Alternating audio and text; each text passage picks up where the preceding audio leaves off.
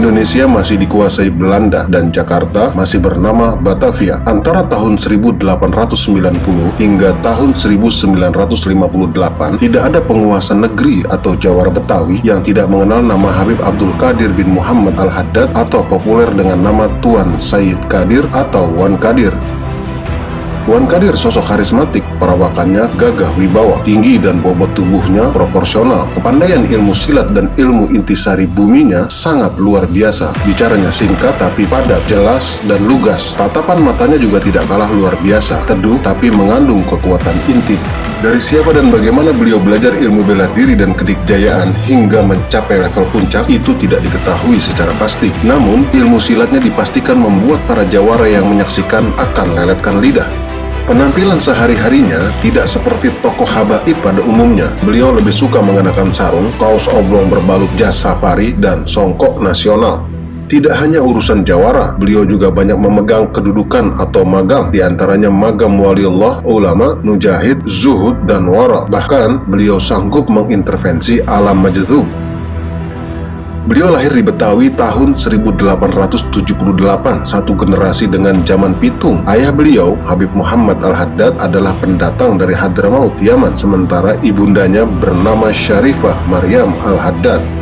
Secara nasab, Habib Abdul Qadir atau Wan Qadir merupakan keturunan kandung ketujuh Sahibur Ratib Al-Haddad atau penyusun Ratib Al-Haddad, seorang waliullah pemegang 3 gelar gutub sekaligus, Al-Imam Gutbir Irsyad wa Ghauthil Ibad wal Bilad Al-Habib Abdullah bin Alwi Al-Haddad.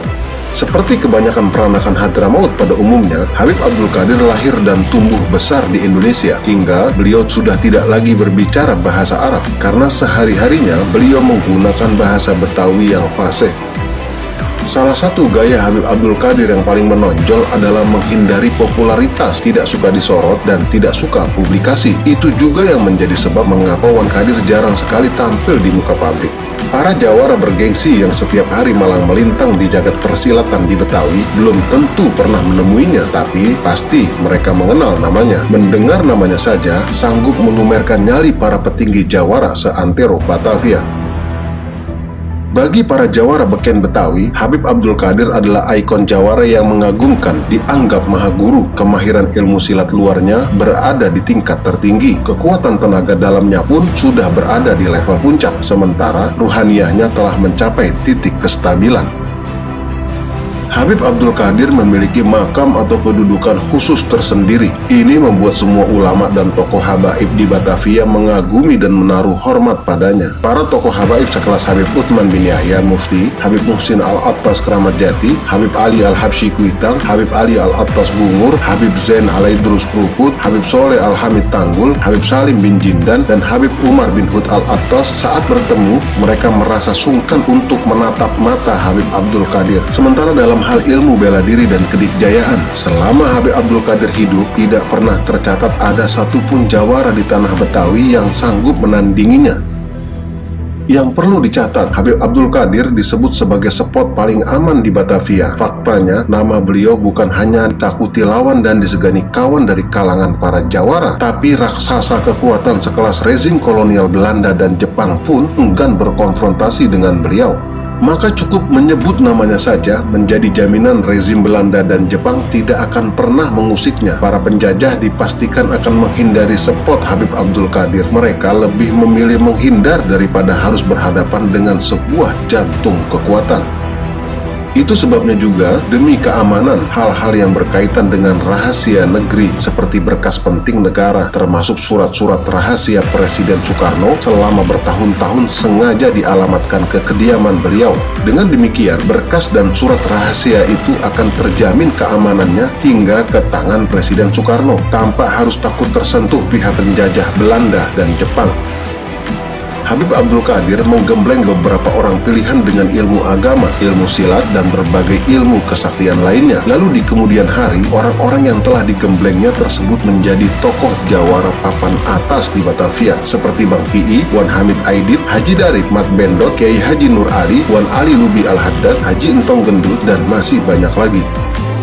Wan Qadir atau Habib Abdul Qadir sengaja mendidik dan melahirkan sederet jawara terbaik di Betawi untuk melakukan kewajiban amar ma'ruf nahi mungkar melawan kezaliman penguasa Belanda, Jepang, dan centeng para tuan tanah yang selalu menyengsarakan masyarakat. Pada zamannya, Habib Abdul Qadir adalah pembesar aulia. Ia juga King of Jawara Batavia. Itu hanya sedikit sisi kecil kedudukannya. Sehebat apapun dirinya di mata manusia, tapi beliau merasakan bukan apa-apa. Penampilannya biasa, itu memang disengaja, karena sejatinya beliau tergolong ahli mastur atau orang-orang yang menghindari popularitas.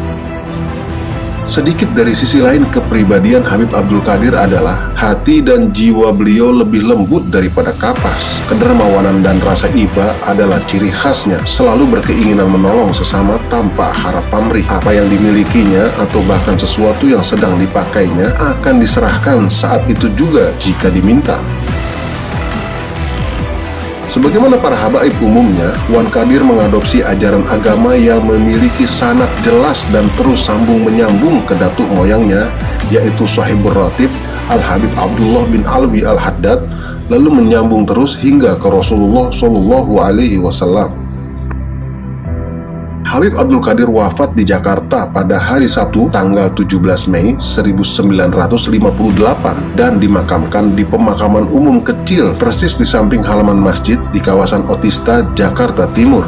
Di kuburannya tidak ada kubah yang dibangun, hanya konstruksi yang mudah rubuh tertiup angin. Kuburannya juga tidak terbuat dari marmer atau granit, hanya dari keramik murahan. Bahkan, makam beliau dan beberapa makam anak-anak beliau yang sebenarnya juga merupakan para tokoh besar saling berhimpitan satu sama lain. Maka dari pemakamannya tergambar jelas bahwa sesungguhnya mereka sedang menyembunyikan track record jalan hidupnya yang berkualitas emas pada manusia.